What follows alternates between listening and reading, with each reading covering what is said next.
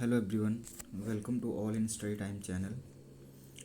तो आज हम जो है वो नेक्स्ट वाला टैट के लिए जो है वो साइकोलॉजी का पेपर जो डिस्कस करेंगे। एचपी टैट का पेपर और साइकोलॉजी पोर्शन आपको पता है हम यहाँ पर डिस्कस करते हैं रोज़। तो यहाँ पर हम आज आपके लिए जो पेपर लेके आए हैं एचपी टैट नॉन मेडिकल का ये पेपर है। और दिसंबर वाला मतलब नवंबर वाला हमने डिस्कस कर लिया है और ये जून वाला पेपर जो हम डिस्कस करने जा रहे हैं। टैट का आर्ट्स टैट का जो है वो हमने जून और दिसंबर दोनों का पेपर जो है वो कर लिया है, आपको प्लेलिस्ट में जो है वो मिल जाएगा। और नॉन मेडिकल का जो दिसंबर वाला है वो डिस्कस कर लिया है। अभी हमारा ये बचता है जून वाला। ठीक है, तो चलिए स्टार्ट करते हैं। फर्स्ट क्वेश्चन है आपका, association between stimulus and response is known as. उत्तेजना और प्रतिक्रिया के बीच संबंध को कहा जाता है। तो जिसमें जो है वो स्टिमुलस एंड रिस्पॉन्स आता है, स्टिमुलस एंड बाद में रिस्पॉन्स, तो उसको जो है वो क्या बोलते हैं, लर्निंग नहीं बोलते हैं। रिटेंशन एंड मोटिवेशन तो होगा नहीं, उसका होगा आपका कंडीशनिंग। ठीक है, तो फर्स्ट का जो है वो आएगा B. Conditioning. The association between stimulus and response is referred to as conditioning, a concept popularized in behavioral psychology. कब से ये popularized हुआ है? Behavioral psychology by Pavlov classical conditioning. तो Pavlov classical conditioning में भी जो है ये conditioning का concept जो है वो आपका आता है। ठीक है, next question, gestalt means, gestalt या जेस्टाल्ट का अर्थ क्या है? तो उसका अर्थ होता है आपका होल। सी, यहाँ थोड़े इजी क्वेश्चन आए हुए हैं, पहले वाले में जो थे वो नवंबर वाले में थोड़ा टफ क्वेश्चंस थे। तो उसका मतलब होता है समग्र, होल।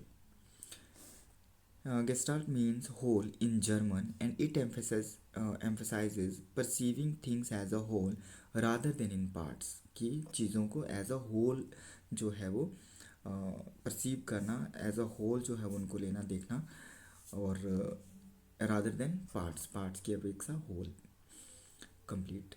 नेक्स्ट आता है आपका क्वेश्चन, नेक्स्ट है, pituitary gland is known also known as. तो पिट्यूटरी ग्लैंड को जो है ग्रंथि को डैश के रूप में भी जाना जाता है। तो इसका अगर हम सही बात करें तो इसका जो है वो आपका सिंपल ग्लैंड नहीं है, स्पेसिफिक भी नहीं है, ऑल तो होंगे नहीं, तो क्या बचा हमारे पास? Master gland. तो correct answer is C, master gland. Master gland. The pituitary gland is called the master gland because it regulates the function of the other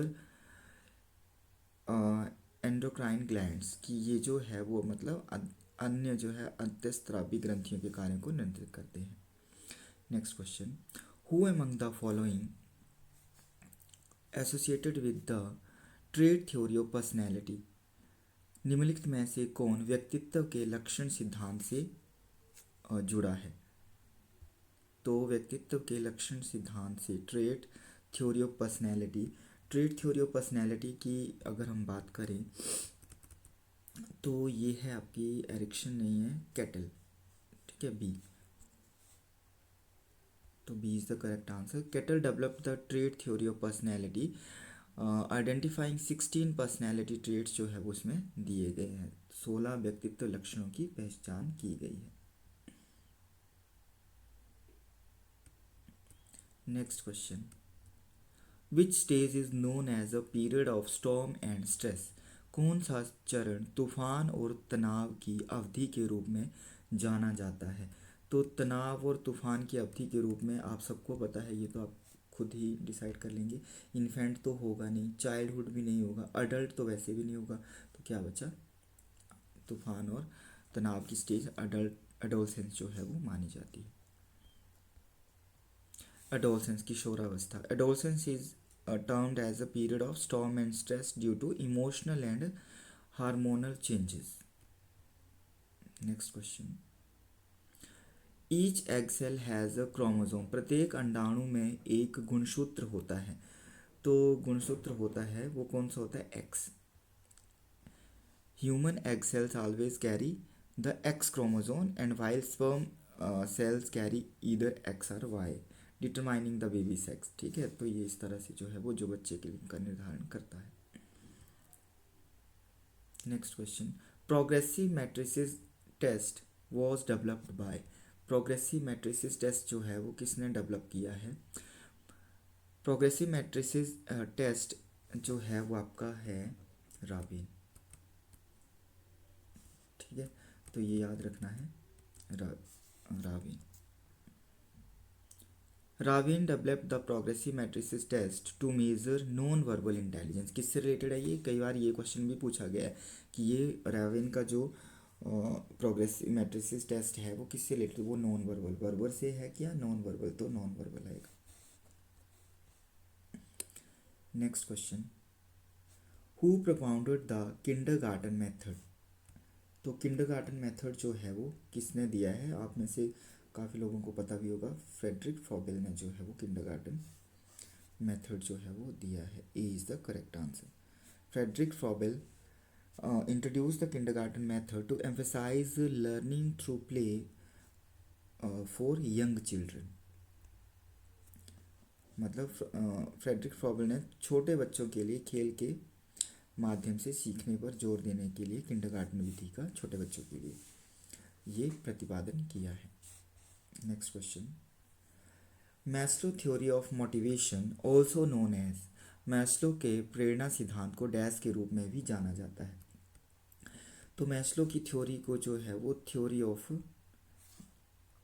needs, आवश्यकताओं का सिद्धांत, तो थ्योरी ऑफ नीड्स के रूप में भी जाना जाता है। Maslow motivation theory is based on the hierarchy of needs starting from basic psychological needs for self actualization। कि मास्लो का जो प्रेरणा सिद्धांत है वो आवश्यकताओं की पदानुक्रम पर आधारित है जो भौतिक आवश्यकताओं से लेकर आत्म साक्षात्कार तक है। Next question, Piaget which stage is related to abstract and logical thinking. पियाजे का कौन सा चरण अमूर्त और तार्किक सोच से संबंधित है? तो पियाजे का जो है वो कौन सा चरण अमूर्त और, तो यहाँ पर आपका सेंसिटिव मोटर नहीं आएगा, प्री ऑपरेशनल भी नहीं है, कंक्रीट, फॉर्मल ऑपरेशनल स्टेज। ठीक है, क्यों है ये देखते हैं। अब्स्ट्रैक्ट एंड लॉजिकल थिंकिंग, क्योंकि इसमें बच्चा जो है वो लॉजिकली तार्किक और अमूर्त रूप से वो सोच सकता है। तो formal operational stage, the formal operational stage 12 years and above, तो 12 से ऊपर में जो है बच्चे में तार्किक लॉजिकल जो है वो विकसित हो जाती है। लॉजिकल और थिंकिंग की जो पावर है वो विकसित हो जाती है। ठीक है, तो वो थिंक एब्स्ट्रैक्टली एंड लॉजिकली वो सोचता है। तो व्यक्ति अमूर्त और तार्किक रूप से सोच सकता है, जैसा कि पियाजे ने कहा है। तो these were today's question. Next question we will do in the next class. I hope आपको क्लास अच्छी लगी होगी। जो भी चैनल पे नए हैं वो चैनल को सब्सक्राइब कर लेंगे। आपको पता है हर रोज़ हम डेली यहाँ पे जो है वो 10 क्वेश्चन जो है वो साइकोलॉजी के डिस्कस करते हैं। तो सारे पेपर हम 1 बाय 1 जो है वो कंप्लीट करेंगे। और मैंने आपको बता दिया है कि कौन कौन से पेपर जो है वो हमने कंप्लीट कर लिए हैं। ठीक है, बाकी जितने भी रहते हैं हम 1 बाय 1 जो है वो जब तक आपका पेपर होगा तब तक हमारा सिलेबस, ये सारे पेपर डिस्कशन जो है वो हो जाएगी। और आफ्टर दैट जो है वो एंड में आप भी इतने एलिजिबल होंगे कि आप कोई भी क्वेश्चन जो है वो साइकोलॉजी का कर पाओगे। तो 30/30 स्कोर करने के लिए जो है वो आप चैनल के साथ जो है वो जुड़े रहें। रोज़ जो है वो आपने वीडियो जो है उनको देखना है। रोज़ आपको जो है वो एक क्लास जो है वो प्रोवाइड करवाई जाती है। तो आज की क्लास में इतना ही। नेक्स्ट के लिए जो है वो नेक्स्ट वाली क्लास में हम अगले क्वेश्चन डिस्कस करेंगे। Thanks for watching. Thank you.